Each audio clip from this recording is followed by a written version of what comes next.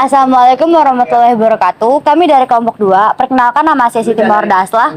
Saya Zakira Maulida Triaji. Saya Farah Agrabana Bakri. Nama saya Muhammad Bairus. Kami akan menyelesaikan tugas pelajaran IPS mengenai penjelasan masa Orde Baru. Sejarah awal masa Orde Baru. Masa Orde Baru adalah sebutan bagi masa saat pemerintahan negara Indonesia di bawah kekuasaan Presiden kedua Indonesia, Presiden Jenderal Soeharto.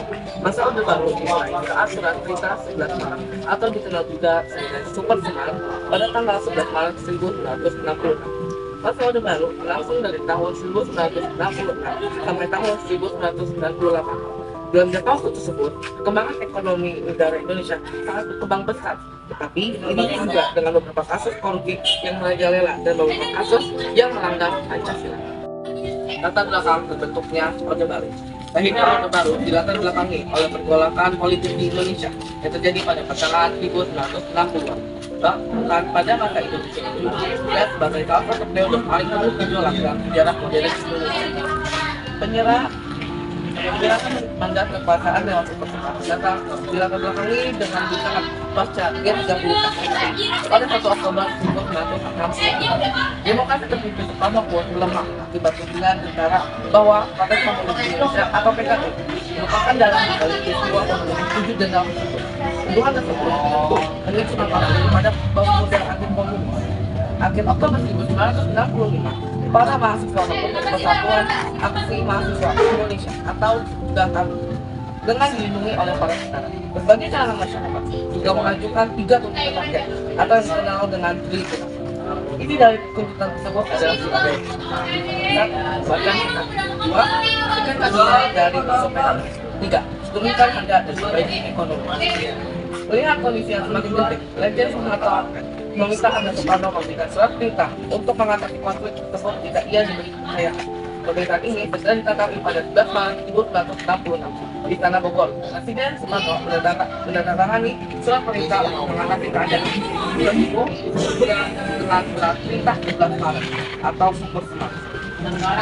Instruksi agar Soeharto sebagai Menteri Panglima Angkatan Darat untuk mengambil tindakan dalam rangka menjamin keamanan, ketenangan dan stabilitas pertahanan.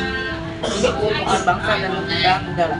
Super Semar secara praktis memperlemah posisi Presiden Soekarno dalam pemerintahan dijalankan oleh Soeharto.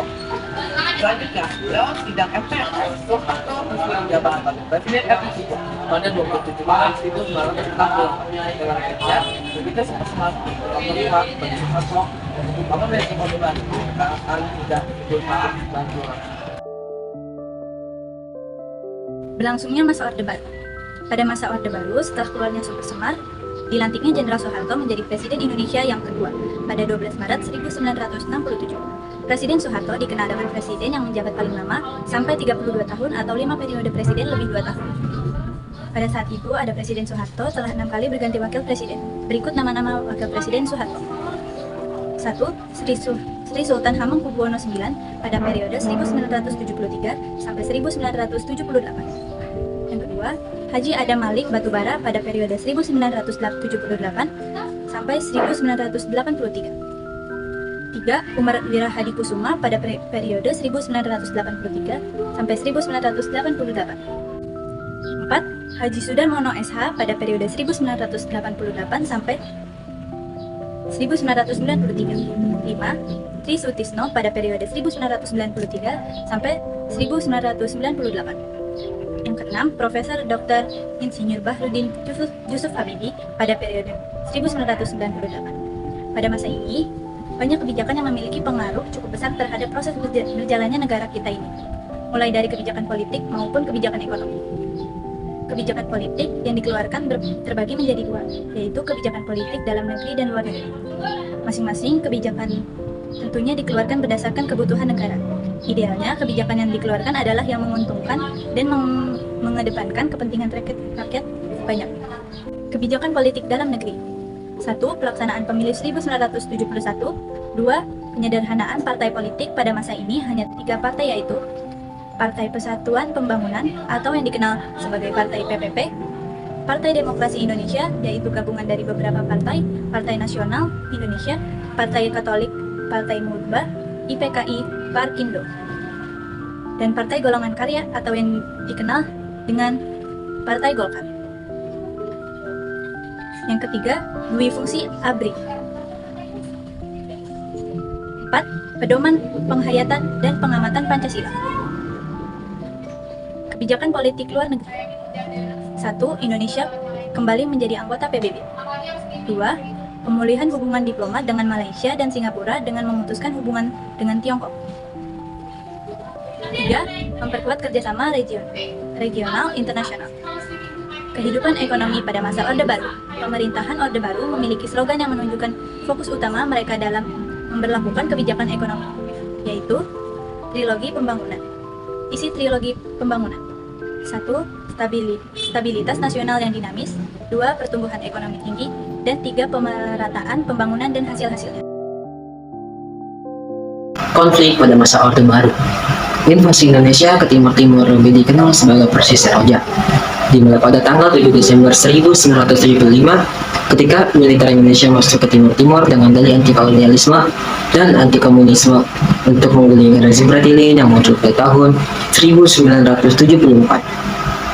Penggulingan pemerintah yang dipimpin secara singkat oleh Bratili memicu pendudukan kekerasan selama seperempat abad, di mana sekitar 100.000 sampai 180.000 tentara dan warga sipil diperkirakan telah terbunuh atau mati kelaparan. Pengakuan dan rekonsiliasi di Timur Leste mendokumentasikan perkiraan minimum sebesar 102.000 kematian terkait konflik di Timur Timur. Selama periode 1974 hingga 1999, termasuk 18.600 pembunuhan dengan kekerasan dan 84.200 kematian akibat penyakit dan kelaparan. Indonesia dan gabungan pasukan pembantunya bertanggung jawab atas 70% dari total pembunuhan. Latar belakang terjadinya: meletusnya revolusi Anyelir di Portugal sejak abad ke-16. Wilayah Timor Leste saat ini menjadi daerah koloni Portugis yang disebut dengan Timor Portugis. Sedangkan bagian barat Pulau Timor dikuasai oleh Belanda dan disebut sebagai Timor Barat atau Timor Belanda. Di Indonesia, termasuk Timor Barat, merdeka dari penjajahan Belanda dan Jepang. Timor Timur tetap menjadi koloni Portugis. Keadaan baru berubah pada 25 April 1974 saat kudeta militer yang dikenal dengan sebutan Revolusi Anyelir terjadi di Portugal. Peristiwa itu turut mempengaruhi nasib Timor Timur. Pasalnya, Presiden Spinola yang baru saja berkuasa di Portugal melakukan dekolonialisasi bagi daerah-daerah jajahannya. Hal ini menyebabkan Timor Timur mengalami kekosongan kekuasaan dan memicu lahirnya partai politik, serta invasi Indonesia ke Timor Timur. Ada juga konflik yang terjadi, yaitu kerusuhan Mei 1998 adalah kerusuhan rasial terhadap etnis Tionghoa yang terjadi di Indonesia pada 13 Mei sampai 15 Mei 1998, khususnya di ibu kota Jakarta, namun juga terjadi di beberapa daerah lain. Kerusuhan ini diawali oleh krisis finansial Asia dan dipicu oleh tragedi Trisakti, di mana 4 mahasiswa Universitas Trisakti ditembak dan dibunuh dalam demonstrasi 12 Mei 1998. Hal ini pun mengakibatkan penurunan jabatan Presiden Soeharto serta pelantikan B.J. Habibie.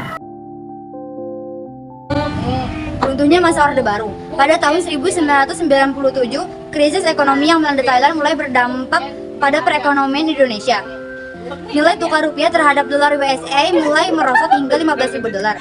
Harga-harga kemudian melambung tinggi. Jumlah utang luar negeri mencapai 163 miliar dolar USA lebih. Pengaruh dan kemiskinan penduduk meningkat tajam. Banyaknya bank bermasalah. Pertumbuhan ekonomi minus 20% hingga 30%. Dari KKN, di kalangan para pejabat pemerintah menyebabkan krisis kepercayaan dari masyarakat. Kondisi krisis ekonomi dan krisis kepercayaan rakyat terhadap pemerintah ini kemudian mendorong ribuan mahasiswa turun ke jalan untuk berdemonstrasi. Tuntutan para mahasiswa adalah sebagai berikut. 1. Pemerintah segera mengatasi krisis ekonomi. 2. Menuntut dilaksanakannya reformasi dari segala bidang. 3. Menuntutnya dilaksanakan sidang istimewa MPRR. 4. Meminta pertanggungjawaban Presiden.